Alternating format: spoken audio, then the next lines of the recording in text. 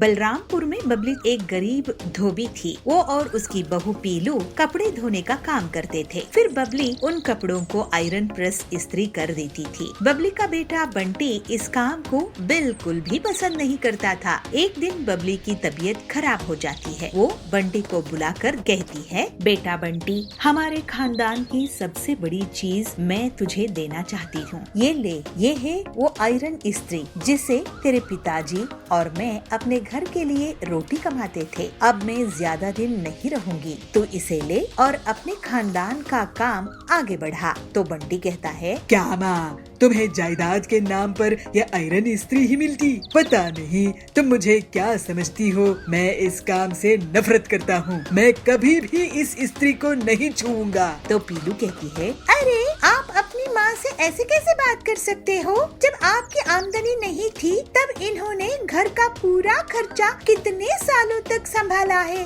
आप इनसे माफी मांगिए। तो बंटी कहता है, अरे अच्छा माँ, मुझे माफ कर दो। तो पीलू कहती है, नहीं ऐसे नहीं, कसम खाओ। तो बंटी कहता है, ठीक है माँ, मैं कसम खाता हूँ कि इस आयरन इस्त्री को संभाल कर रखूंगा और इसी से पैसा कमाऊंगा। इसके बाद कुछ दिनों में ही बबली परलोक सिधार जाती है। पीलू बंटी से कहती है, ये लीजिए आयरन इस्त्री, अब इससे काम शुरू कीजिए। तो बंटी कहता है, नहीं, मैं किसी के कपड़े प्रेस नहीं करूँगा। तो पीलू पूछती है, तो फिर आप अपनी माँ की कसम क्या खोटी खाए थे और घर का खर्च कैसे चलाएंगे? आप क्या चाहते हैं कि हम सब भूखे ही मर जाएं? तो बंटी कहता है, अरे तुम क्या बकवास कर रही हो? पीलू बोलती है, हाँ, तो फिर इस इस्त्री का इस्तेमाल करो। बंटी कहता है, तुम यही चाहती हो ना कि मैं इस आयरन इस्त्री का उपयोग करूं? तो मुझे 2-3 दिन दो,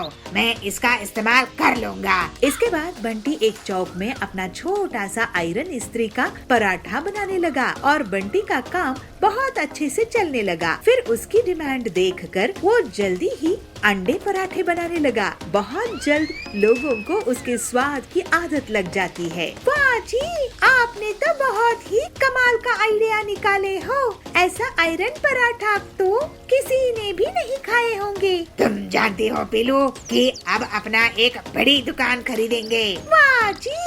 और बंटी एक बड़ी सी दुकान ले लेता है। इसके बाद बड़े बड़े सेठ भी उसके यहाँ आयरन इस्त्री का पराठा खाने आने लगते हैं। बंटी पीलू से कहता है, पीलू, तुमने मुझे घमंडी होने से बचा ली। अगर तुम नहीं होती तो मैं अपनी पुरखों का आयरन इस्त्री नहीं इस्तेमाल करता।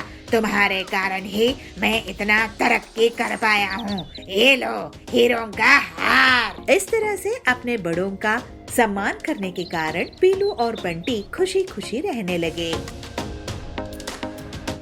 एक नगर में रिंकू खरगोश और भल्लू भालू रहते थे। दोनों में बहुत अच्छी दोस्ती थी। रिंकू को जंगल में जाने का काम पड़ता था। वहाँ पर एक चालाक और बदमाश पिग्गी रहता था। वो खरगोशों को लेकर शेरा को बेच देता था। पिग्गी जंगल में मिलने वाले खरगोशों को रास्ता भटका देता था और फिर उन्हें पकड़ लेता था। ऐसे ही एक दिन भल्लू और रिंकू जंगल में गए। भल्लू एक पेड़ के नीचे बैठ गया और रिंकू आगे चला गया। पिग्गी उसको छुप कर देखता है। वाह, ये तो बहुत ही अच्छा शिकार है। और पिग्गी रिंकू के पास जाता है। अरे खरगोश भाई, कहाँ घूम रहे हो? मैं तो किसी काम से आया हूँ। आप कौन है? मुझे लगता है आप रास्ता भटक गए हैं। मैं यहाँ पर सबकी मदद करता हूँ, खासकर खरगोशों की।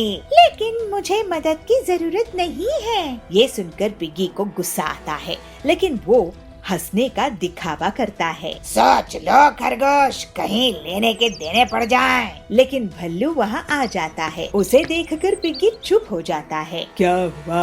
आप परेशान कर रहे हैं मेरे दोस्त को?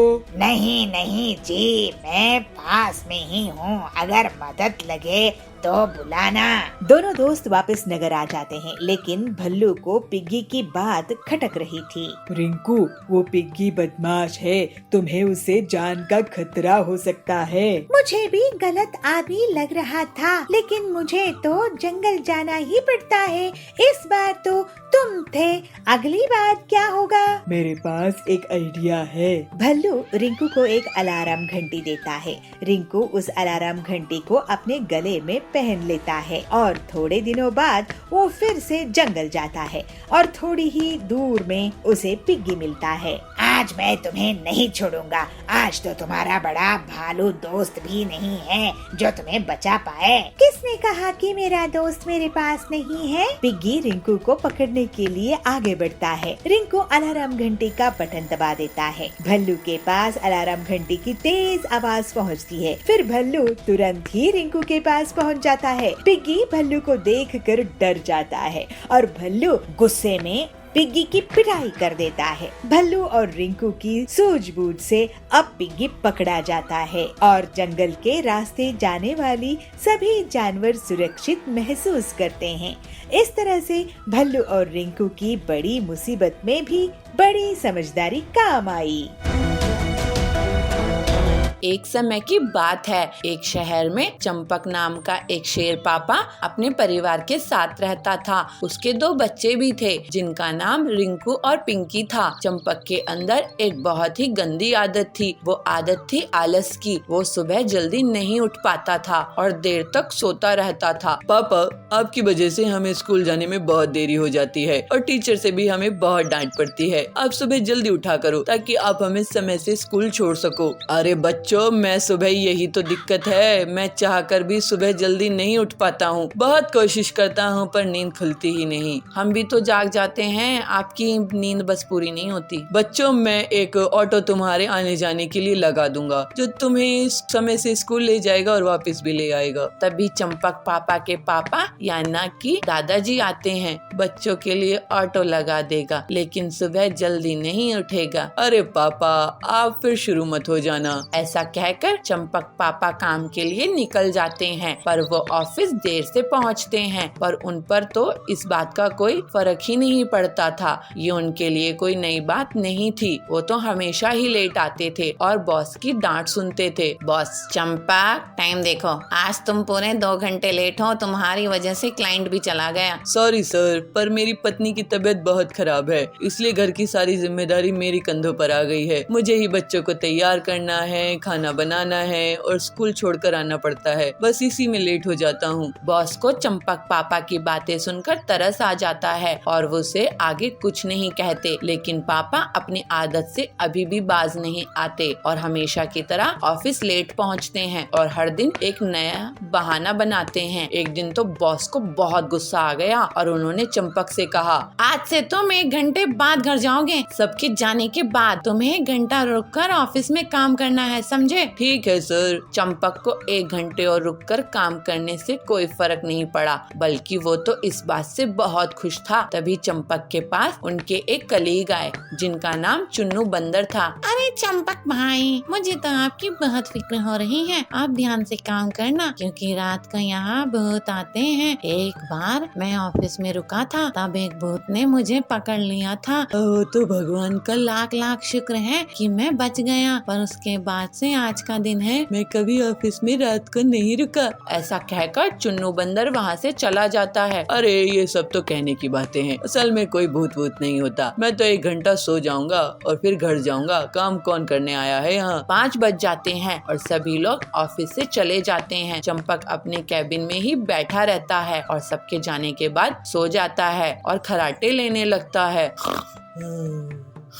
लेकिन तभी उसकी नींद अचानक से खुलती है और वो देखता है कि दरवाजे से उसके कैबिन के अंदर एक फाइल चलती हुई आ रही है। उसे देख वो डर जाता है। अरे ये फाइल अपने आप कैसे चल रही है? कहीं वो चुन्नू बंदर सही तो नहीं कह रहा था? हे भगवान, मेरी रक्षा करना। हे भूत महाराज, मुझे माफ कर दो। मैं आगे से यहाँ कभी नहीं रुकूंगा। प्लीज मुझे इस बार माफ कर दो। फाइल अभी भी चले जा रही थी। चंपक का दिल जोर जोर से धड़कने लगता है और वो ऑफिस से निकल निकलकर बाहर आ जाता है और तेजी से भागने लगता है। गार्ड उसे देखता है तो चंपक उससे कहता है, भाग जाओ, ऑफिस के अंदर भूत है। कौन सा भूत? मैं भी तो देखूं जरा। गार्ड ऑफिस के अंदर जाता है तो वो देखता है कि फाइल अपने आप चले जा रही थी। गार्ड फाइल को उठाकर देखता है तो पाता है कि फाइल के नीचे तो एक छोटा चूहा था जो इधर उधर भाग रहा था। लेकिन उस दिन के बाद से चंपक सुधर जाता है और आलस छोड़कर ऑफिस समय पर जाता है।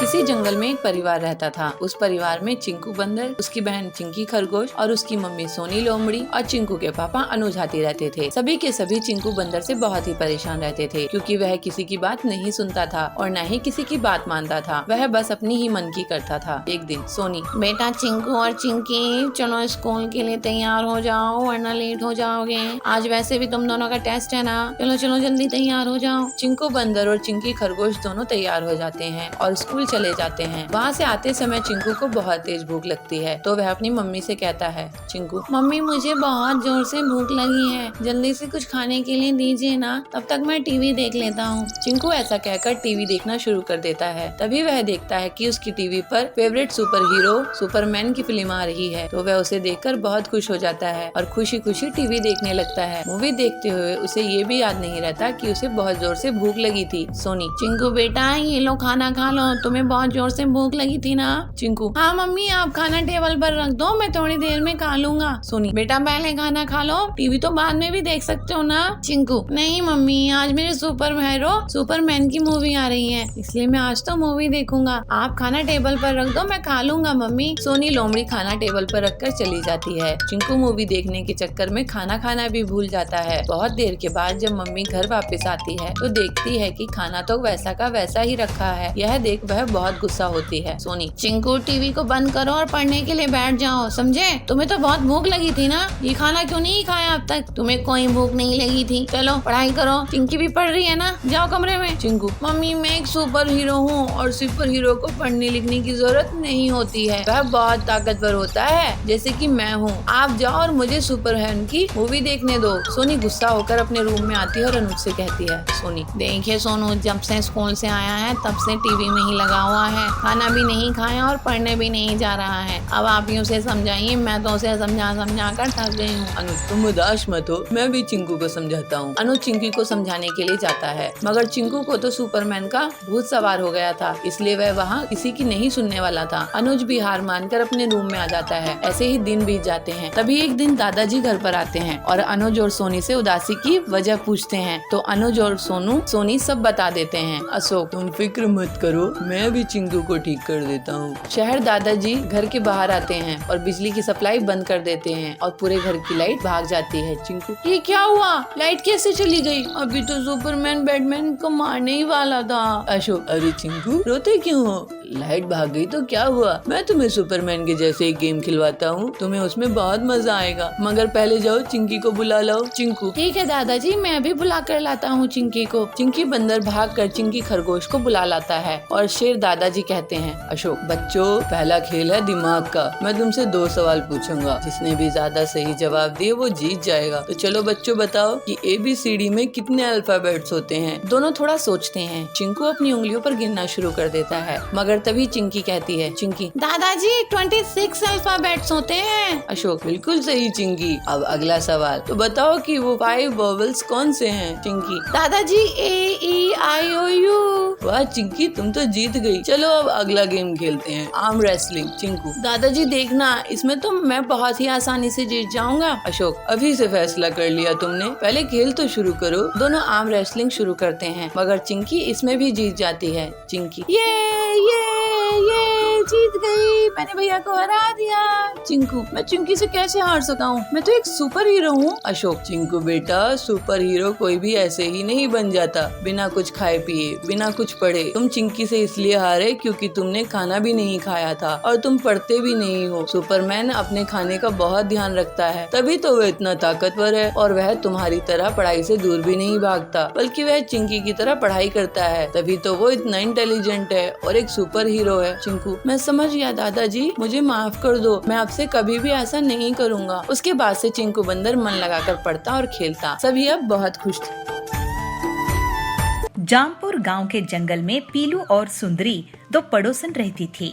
दोनों बहुत अच्छी सहेलियां थी। पीलू एक सीधी साधी साफ मन की गरीब चिड़िया थी, तो सुंदरी एक चालाक और लालची कव्वी थी। दोनों के खेत बगल बगल में थे। एक दिन पीलू का पति बंटी काम से लौट रहा था, तभी उसका एक मोटर कार से एक्सीडेंट हो गया और उसके हाथ पांव टूट गए। पीलू पर घर संभलने का बोझ आ गया था। पीलू अपने पति से कहती है, सुनिए जी, मैं अपने खेत में और ज्यादा मेहनत करूंगी और जो भी कमाई होगी उससे मैं आपका इलाज कराऊंगी। तो बंटी कहता है, पीलू, मैं तुम पर बोझ नहीं बनना चाहता।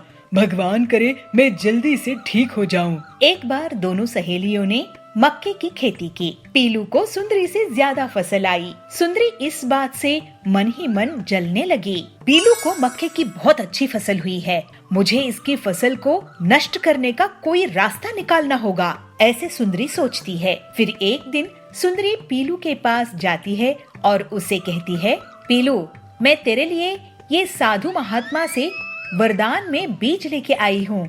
ये बीज अगर तू अपने खेत में बो देगी तो तुझे 10 गुना ज्यादा फायदे वाली फसल होगी। पीलू कहती है, अरे वाह सुंदरी बहन, तुम कितने साफ दिल की हो। तुम्हें जो साधु महात्मा से जादुई बीज मिले थे वो तुम मुझे दे रही हो। तो सुंदरी बोलती है, हाँ बहन, क्या है ना, तुम बहुत ईमानदारी से अपनी खेत का ख्याल रखती हो और तुम्हें भाई साहब की सेहत का ख्याल भी रखना है, तो इसलिए ये बीज मैं तुम्हें दे रही हूँ। कुछ दिनों बाद पीलू अपने खेत में सुंदरी के दिए हुए बीज बोने लगती है और सुंदरी ये देख के बहुत खुश होती है। पीलू रोज अपने खेत में पानी देती है, लेकिन बहुत दिन बीतने के बाद भी उसके खेत में फसल नहीं उगती। पीलू सुंदरी से कहती है, अरे सुंदरी बहन, तुमने जो साधु महात्मा के बीज मुझे दिए थे उसमें से तो फसल उग ही नहीं रही है, लेकिन तुम्हारी खेत की फसल तो बहुत तेजी से बढ़ रही है। तो सुंदरी कहती है, तुम फिक्र मत करो पीलू, ये बीज बेकार नहीं जाएंगे।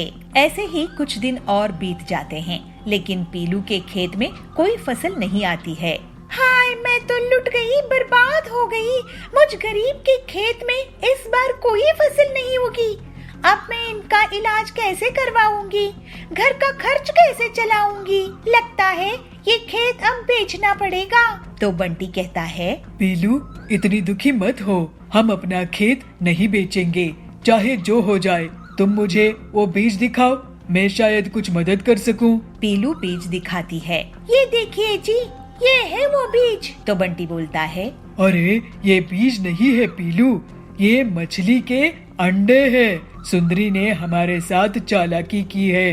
अब मैं तुम्हें एक आइडिया देता हूँ। बंटी पीलू के कान में कुछ कहता है और फिर पीलू मछली की दुकान में जाकर बहुत सारी मछलियाँ ले आती है। पीलू उन मछलियों को अपने खेत में लगा देती है और पीलू सुंदरी को बुलाती है, सुंदरी बहन, ओ सुंदरी बहन, जरा घर से बाहर तो आओ। सुंदरी आती है। क्या हुआ पीलू, क्यों आवाज लगा रही हो? अरे जरा मेरे साथ मेरे खेत में चलो, चल कर तो देखो। दोनों खेत में जाती है। सुंदरी आश्चर्य से बोलती है, अरे ये क्या पीलू, ये मछलियाँ कहाँ से उगी है? ये मछलियाँ कहाँ से आई तुम्हारी खेत में? तो पीलू कहती है, ये तो तुम्हारे दिए हुए साधु महात्मा का बीज का कमाल है। ये सुनकर सुंदरी बहुत गुस्से में आ जाती है और वो अपने खेत की फसल को उखाड़ने लगती है और उसे पीलू के खेत की तरफ फेंकने लगती है। तो पीलू कहती है, अरे सुंदरी बहन, ये क्या कर रही हो? अपनी खेत को क्यों बर्बाद कर रही हो? तो सुंदरी कहती है, पीलू, मैं भी मछलियों की खेती करूंगी। तुम इस मक्के की फसल को भी अपने खेत की बची हुई जगह में लगा लो। सुंदरी के मछलियों के बीज को बोने के बाद भी उसके खेत में मछलियों की फसल नहीं उगती है। दूसरी तरफ पीलू की खेत में मक्के की फसल लहलहाने लगती है। पीलू बहुत खुश होती है। सुंदरी पीलू से कहती है, पीलू, तुम्हारी बीज कैसे मछलियों की फसल उगा दिया, जबकि मेरे बीज से तो मछलियाँ उग ही नहीं रहे हैं। तो पीलू कहती है, अरे बहन, तुम साधु महात्मा का आशीर्वाद लेना भूल गई, इसलिए तुम्हारी फसल नहीं आई। तुम उसी साधु महात्मा से आशीर्वाद ले आओ।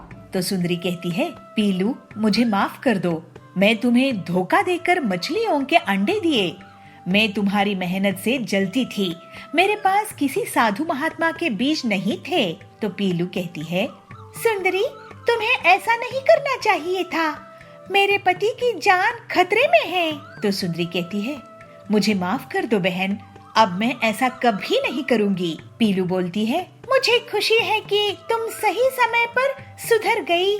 इसके बाद से सुंदरी पीलू के साथ मिलजुल कर रहने लगी और पूरी ईमानदारी से अपना जीवन जीने लगी।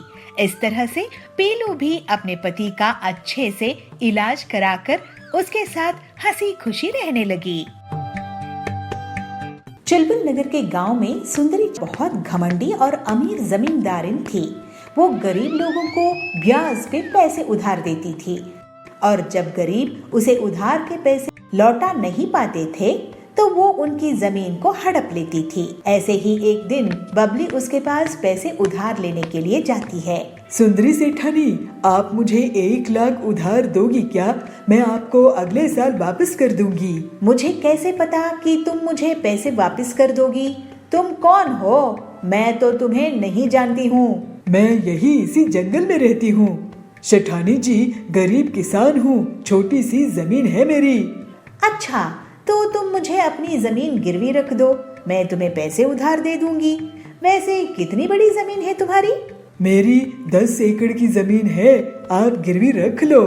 ठीक है, यहाँ अंगूठा लगाकर पैसे ले जाओ, लेकिन याद रखना पैसे नहीं चुकाए तो जमीन मेरी। फिर बबली उन पैसों से खाद और दवाइयाँ लाती है और खेत में दिन रात बहुत मेहनत करके फसल उगाती है।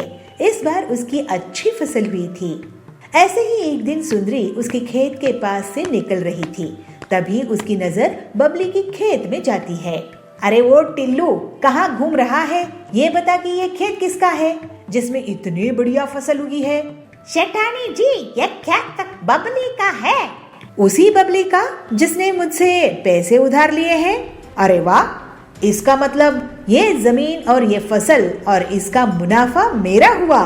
फिर सुंदरी बबली से मिलती है। क्यों बबली, इस बार तो तुम्हारी फसल बहुत अच्छी हुई है, लगता है बहुत मेहनत करी हो। जी सुंदरी जी, मैं फसल बेचकर आपका उधार लौटा दूंगी। उसके बाद घर में बेटी भी है, उसकी शादी भी करनी है। ठीक है, ब्याज मिलाकर 3 लाख दे देना। क्या? लेकिन मैंने तो बस 1 लाख ही उधार लिए थे सेठानी जी। हाँ, तो ब्याज चढ़ा के और 2 लाख हो गए हैं। तुम अनपढ़ गंवार लोग कुछ नहीं समझते। ये तो अन्याय है सुंदरी जी। फालतू की बात मत कर, नहीं तो मैं तुझे घर में भी नहीं रहने दूंगी। मैं आपके पैसे नहीं चुका पाऊंगी। नहीं, आप मेरी जमीन ही रख लो। शाम में बबली अपने घर आई और अपनी बेटी पीलू को रोते रोते सब कुछ बता दी। मैं उस लालची सेठानी को देखती हूँ, वो अपने आप को क्या समझती है। आप चिंता मत करो माँ, अब मैं उससे सभी चिड़ियों की हड़पी हुई जमीन वापस करवाऊंगी। पीलू अपनी सहेली हरी के साथ एक प्लान बनाती है। दोनों सहेलियां एक छोटी सी खेत की जमीन में एक नकली पेड़ लगाती है और फिर उस पेड़ को लाल रंग से रंग देती है। फिर वो दोनों उसकी डालियों में सोने, चांदी, डायमंड्स के गहने चिपका देती है, जिससे ऐसा लगता है कि वो गहने उसी पेड़ के फल हो। अब आएगा मजा, लालची सुंदरी कैसे फंसेगी देखना। इसके बाद पीलू चिड़िया हरी तोती के साथ जानबूझकर सुंदरी के पीछे जोर जोर से बातें करती है। अरे तूने देखी क्या उस लाल पेड़ को जो उस खेत में उगा है? उसमें से फल की जगह गहने उग रहे हैं। नहीं तो चल दिखा मुझे। ये सुनकर सुंदरी पीलू और हरी के पीछा करने लगती है। जब वो दोनों खेत पहुंचते हैं तो अरे क्या ये असली सोने जवाहरात है? सेठानी जी, आप कब आ गई यहाँ? खैर, हमने तो हीरे जवाहरात कभी नहीं देखे हैं, आप खुद ही देख लो कि सोना चांदी हीरा असली है कि नहीं। वैसे सेठानी जी, आपको बता दूं कि कल बहुत बड़े जमींदार आ रहे हैं जो इस जमीन को खरीद लेंगे, इसके साथ ये पेड़ भी। ऐसा क्या? तो एक बार मुझे इसके गहने दिखाओ। फिर पीलू और हरी तोती गहने दिखाते हैं। अरे ये तो सही में हीरे हैं, हीरे। चलो अच्छी बात है, अब हम ये जमीन उस शहर वाले सेठ को बेच देंगे। नहीं नहीं, ये जमीन तो मुझे चाहिए। लेकिन आपके पास इतने पैसे हैं क्या सेठानी जी?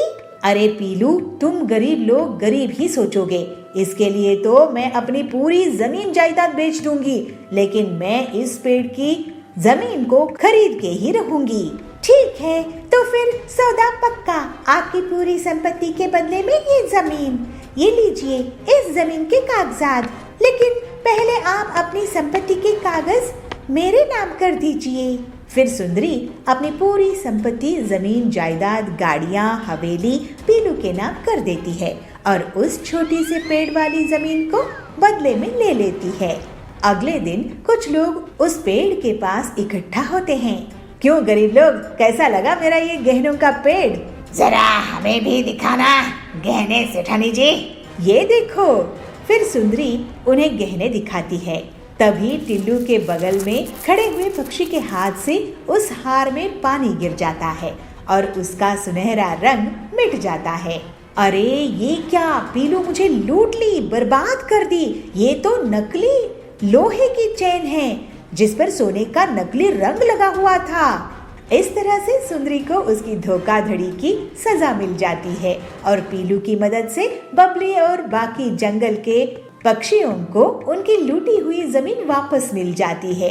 फिर सब खुशी खुशी रहने लगते हैं। एक जंगल में बबलू पानी पूरी का ठेला लगाता था। उसकी पानी पूरी खाने के लिए वहाँ पर पक्षियों की भीड़ लगी रहती थी। एक दिन उसकी पत्नी पीलू उससे कहती है, अजी सुनते हो, जंगल में मेला लगा हुआ है, लेकिन तुम एक भी दिन मुझे मेले में लेके नहीं गए। किसी दिन मुझे लेकर मेले में चलो ना। अरे पीलू, मुझे तो ऐसे समय नहीं मिलता, तू ही किसी दिन अकेले मेले चली जा। नहीं जी, मुझे मेले में लेकर नहीं चलेंगे तो मैं नहीं जाऊंगी। मुझे आपके सिवा मेले में नहीं जाना है। आप जब देखो पानी पूरी ही बनाते रहते हैं। ऐसा लगता है आपको सिर्फ पानी पूरी से ही प्यार है, मुझसे तो प्यार है ही नहीं। एक दिन पानी पूरी का ठेला नहीं लगाओगे तो परिंदे भूखे नहीं मर जाएंगे।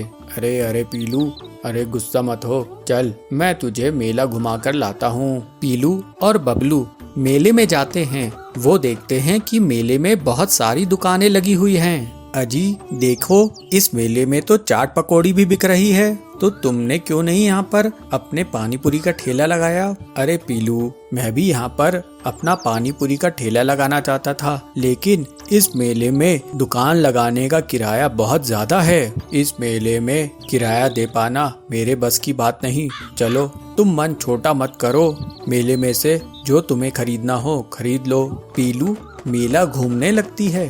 तभी बबलू की नजर पानी पूरी के एक ठेले पर पड़ती है। वो सोचता है, अरे इस पानी पूरी के ठेले पर तो बहुत भीड़ लगी हुई है और इसका रेट भी बहुत ज्यादा है, फिर भी पक्षी बिना संकोच के खा रहे हैं। मैं अभी पता लगाता हूँ कि इसने पानी पूरी का दाम इतना ज्यादा क्यों रखा है। बबलू उस पानी पूरी वाले के पास जाता है। अरे भाई, तुमने अपनी पानी पूरी का दाम इतना महंगा क्यों रखा है? ऐसा क्या मिलाते हो अपनी पानी पूरी में? अरे ये ऐसी वैसी पानी पूरी नहीं है, ये बनारस की प्रसिद्ध पानी पूरी है। इसका पानी आरओ के पानी से बनाता हूँ मैं, और देखो तरह तरह के फ्लेवर्स हैं इसमें। बंटी पैसे देकर पानी पूरी खरीदता है। जैसे ही वो पानी पूरी खाता है और सोचता है, अरे ये तो बनारस की पानी पूरी के नाम पर पक्षियों को लूट रहा है, इससे अच्छी पानी पूरी तो मैं बनाता हूँ। लेकिन जंगल के पक्षियों को मेरे पानी पूरी के 10 रुपए देने में ज्यादा लगता है, लेकिन इसको 50 रुपए दे रहे हैं। मुझे कुछ करना चाहिए।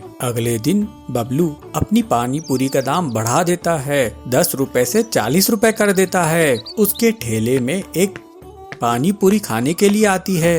अरे भाई, कल तक तो तुम 10 रुपए में पानी पूरी बेच रहे थे, आज क्या हुआ 40 रुपए कर दिया? कल तक मेरी पानी पूरी का एक ही फ्लेवर होता था, अब ढेर सारे हैं। भाई तुम अपने फ्लेवर्स अपने पास रखो, मुझे तुम्हारी पानी पूरी नहीं खानी, इतना लालच सही नहीं है। कुछ दिनों बाद बबलू के ठेले पर पक्षी आना बंद कर देते हैं। देखा आपने, पानी पूरी का दाम बढ़ा दिया और पक्षी अब पानी पूरी आपके यहाँ आके नहीं खाते हैं। कल से ऐसा करो, पुराने ही रेट पर पानी पूरी बेचना। तुम सही कह रही हो पीलू। अगले दिन बबलू अपने पानी पूरी का रेट पुराना जैसा ही रख लेता है और वापस से पक्षियों की भीड़ लगने लगती है। वो बहुत खुश होता है। बबलू अब पैसों का लालच नहीं करता और वो सोचता है हमें लालच नहीं करना चाहिए। हर इंसान को अपनी किस्मत में जो मिलता है उससे उसे संतुष्ट रहना चाहिए। हाँ, लेकिन हमेशा मेहनत करते रहना चाहिए जिससे वो आगे बढ़ता रहे। ज्यादा लालच के चक्कर में रहेंगे तो हम मेहनत करना छोड़ देते हैं और फिर हमारी किस्मत हमारा साथ नहीं देती। इसलिए मेहनत करना चाहिए, ना कि लालच। इसीलिए कहते हैं लालच बुरी बला होती है।